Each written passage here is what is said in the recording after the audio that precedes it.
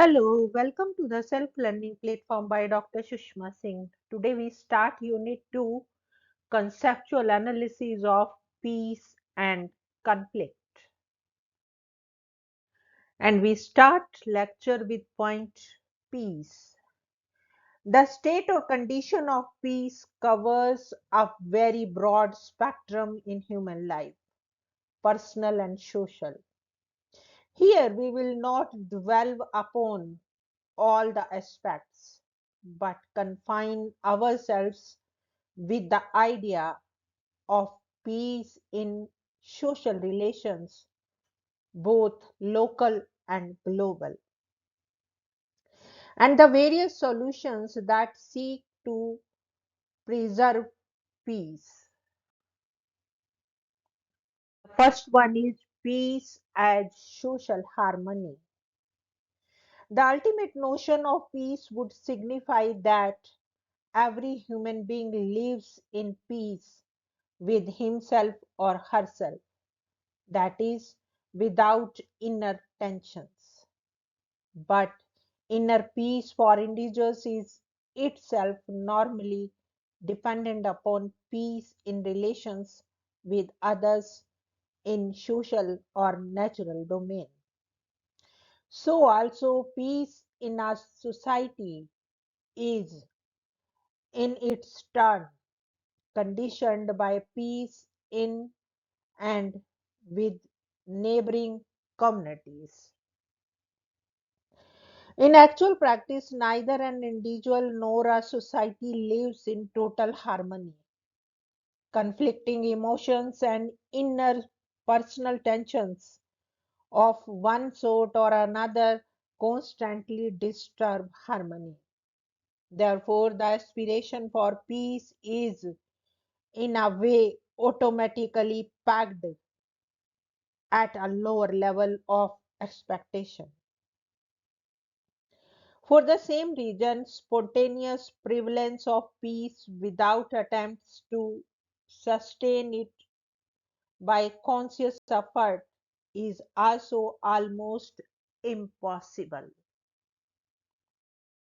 The second one is peace as avoidance of interpersonal conflict.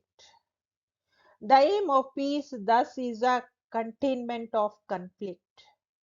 The strategies to limit conflict range from peaceful methods of conflict resolution to the use of force by some sort of collective will of the community. We will examine this aspect in the next section.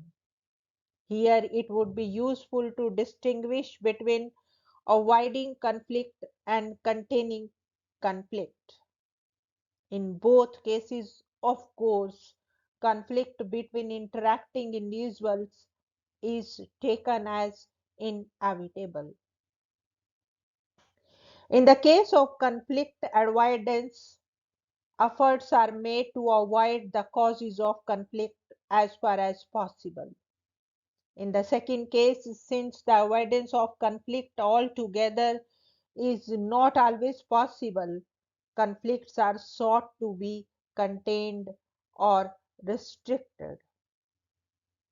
By this, a society, small or big, through various degrees of collective strength, including the use of force, tries to limit the spread of conflict. Thus, social organization is the most important step in preserving peace. We know that forms of social organization are mainly.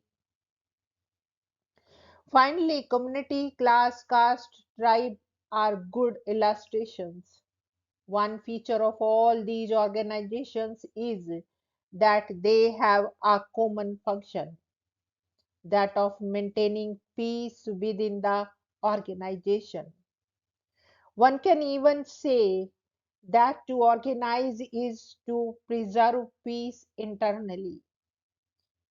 In one manner or another, the institution of the family does that function, and so do other larger social institutions. like the tribe or the village. But it is also necessary to realize that these social institutions do not always succeed in maintaining peace. More so, they may come into conflict with each other.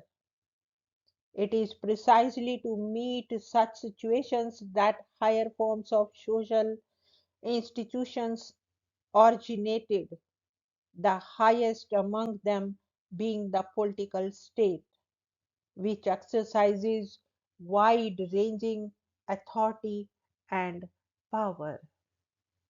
Now, let us discuss state, society, and peace. How the state came into being is the subject which constitutes a significant core of political and social theory. What is important to note for the purpose of our discussion is that the state, generally defined as a society which is politically organized, has for its main purpose the preservation of peace, commonly expressed in terms of maintaining law and order. It is also well to remember that the political state enjoys a monopoly in performing this function as no other institution or association in a given society has similar power and function to be the ultimate agency in maintaining peace. This general idea is expressed in legal terminology of sovereignty, which means that the state alone possesses the highest legitimacy and other organizations in a society are subject to state control. But the concept of the sovereignty of the state has been under challenge for a number of reasons. Chief among these are that in making the state so conceptually powerful, the concept ignores the role of other associations in contributing to the peace and welfare of the society.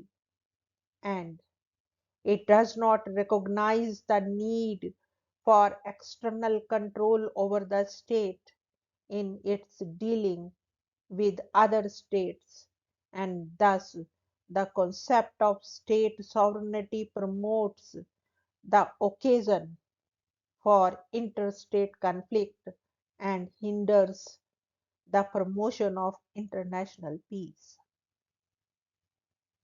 We will elaborate on this later.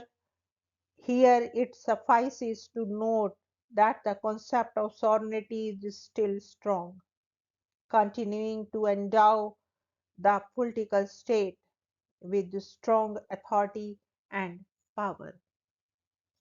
The first objection regarding the overpowering authority that sovereignty attributes to the state can itself be analyzed in different ways.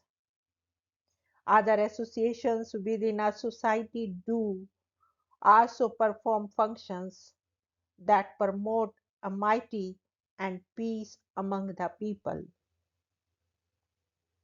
Some of these are sanctioned by custom and some directly authorized by the state itself.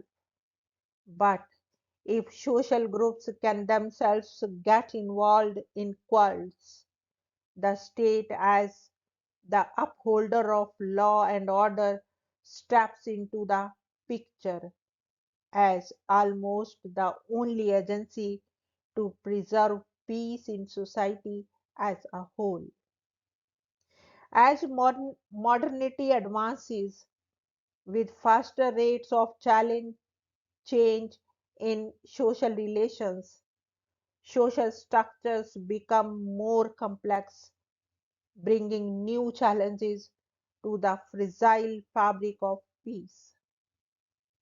And the modern state has to cope with them. The process of modernization may generate other forces which put a premium on economic and social tensions. The demands of workers for job security and better wages of hitherto backward classes for greater opportunities for economic and social advancement and in general of diverse other social groups for justice and advancement constitute the primary drive for competition, expectations, and claims of groups.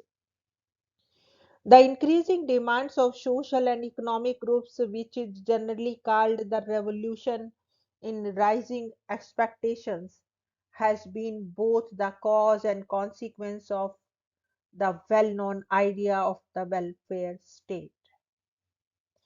We all know that the welfare state typically means a state with largely expanded functions, whereas in the past the function of the state was deemed to be limited to the task of maintaining law and order only.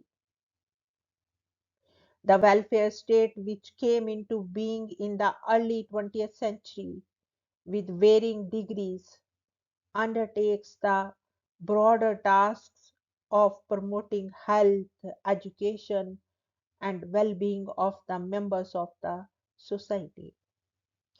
While it is true that the idea of the welfare state has begun to recede in many parts of the globe in the last decade or so, the older notion that the state's role was strictly confined to maintaining law and order has vanished. Even countries that publicly oppose or withdraw from various welfare functions cannot, in practice, do away with the great many of such functions. Thus, in one manner or another, welfare state has now come to stay. The debate over the welfare state has a very significant bearing on the concept of peace and the state's role in preserving and promoting it. If earlier maintenance of law and order was equated with peace in society, then that concept of peace can itself be regarded as a minimal concept of peace. And in contemporary times, when the essence of the welfare state is made an inherent part of the state function, the state's role in preservation and promotion of peace has undergone a great change. That being, peace is no longer conceived as containing conflict. On the contrary, peace now is conceived as creating positive conditions that contribute to avoiding and even totally eliminating conflict. To be sure, this is nowhere totally realizable, but the important point is that society and state are now entrusted with new responsibilities in the task of promoting peace.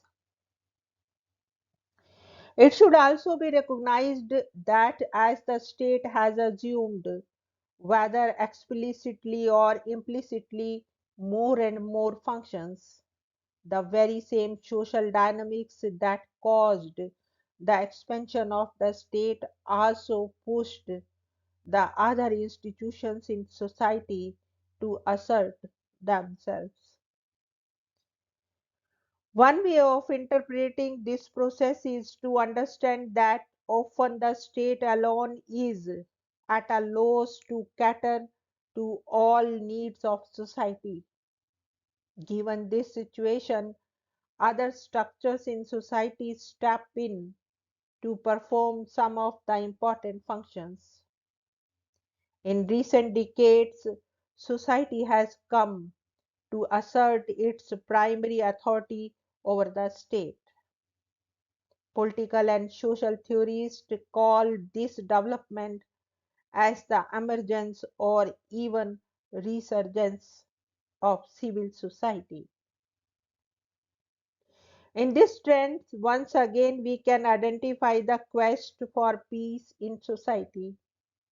The critique against the state is that it has either failed to deliver the prospects for peace or worse, its nature of functioning is, in fact, engendering conflict and engendering peace. Civil society theorists affirm that non state actors in the shape of diverse social groupings are standing forth increasingly in attending to the appropriate rearrangement of social needs and relationships with the aim of bringing about a more just social order and peace. The critics do concede that the diverse institutions that are rather loosely designated as constituting civil society can and do act at cross purposes, and that consequently the lofty purpose of achieving a just social order may be self defeating. There is no definitive consensus on this issue. It is in this connection that we should turn to describe the methods by which the traditional state on one hand and the contemporary civil society on the other seek to achieve peace either by controlling or avoiding conflict. Here we want to wrap up today's lecture and thank you so much for your attention.